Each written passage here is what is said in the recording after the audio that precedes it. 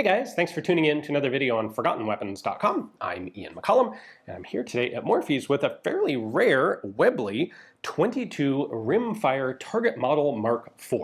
Now, the Webley Mark IV is best known for its use in World War II in 38 caliber, but Webley also made it in 22. Actually, they made this style of revolver in 22 rimfire, 32, and also 38 caliber centerfire, but we're looking at the 22s today.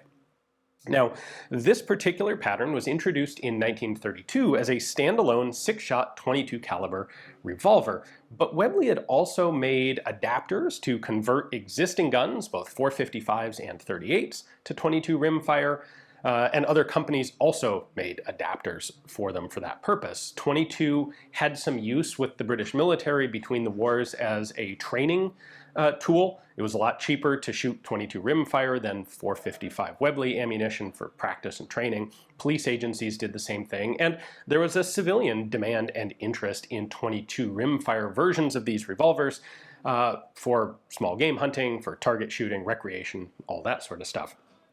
So in 1932, Webley introduces a standalone full, you can't convert this back to 455, but you do get a full 6-shot, fully functional revolver out of it.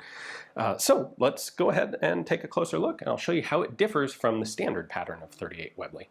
Sorry for the interruption, just want to say that today's video is brought to you by Headstamp Publishing, with an extensive catalog of books on all sorts of interesting and esoteric small arms, everything from World War II small arms to Imperial Japanese swords to the earliest of revolvers and Cold War battle rifles.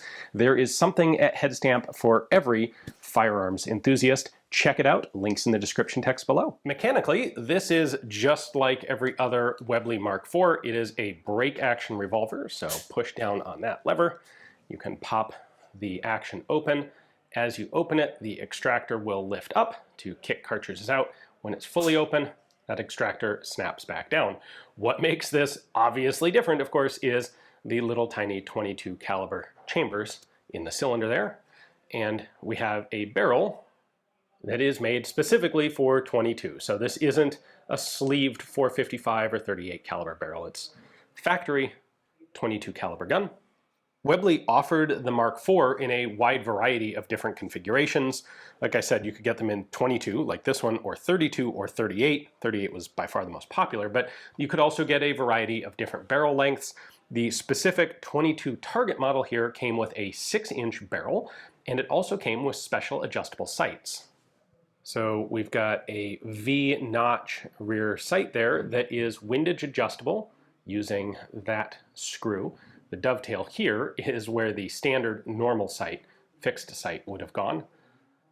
You can see this has been attached to the top of the frame by that screw right there. And then the front sight is adjustable for elevation. You can loosen that screw and move the front sight up or down as necessary. Take a quick look at the markings. Made in England, because it's made in England. Serial on top of the barrel, we have Webley & Scott Limited, Birmingham. And on the side, their iconic Webley & Scott Flying Bullet logo. Serial number down here is an A prefix. They started adding that prefix in mid-1947, and by 1957, they had moved on to the B prefix, so that gives us a rough date range for this particular gun, somewhere between 47 and 57 after the war. On the opposite side, we have our British proof marks, and then up here on the top strap, probably the most important marking, the designation is Mark IV, caliber 22, specifically long rifle. You could also shoot 22 shorts in this if you wanted to, but the chambers will take a full 22 LR.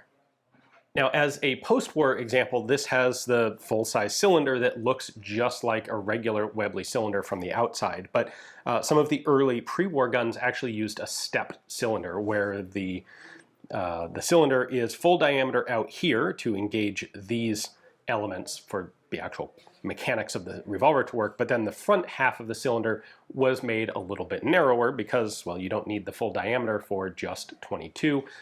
That followed the tradition of how Webley had done their 22 caliber versions of the larger 455 caliber guns, but later on, I think it was actually shortly pre-war, they went to just using standard outside cylinder profiles. I suspect it was just easier to not have to have a special outside set of machining tools. Just the outside spec's the same for everything. Now, the chambers are centered in the cylinder here, but of course 22 is a rimfire cartridge, so they had to make a bit of an adjustment to the firing pin design in the rimfire model to have it protrude out the bottom of where the 22 cartridge is sitting. Obviously, with a normal center fire, your firing pin hole would be in the very middle there. The firing pin looks pretty much the same as a regular Webley 38 caliber firing pin. It's just the angle is slightly different to bring it down for rimfire. Production, which had begun in 1932, ran until 1967 when it was shut down at the end of the year. So this had a pretty good run in Webley's catalog. It was never formally adopted by the British military, but it was used by police agencies and, of course, on the civilian side of things. So very cool to get a chance to take a look at this quite nice one here at Morphy's. Hopefully you guys enjoyed the video. Thanks for watching.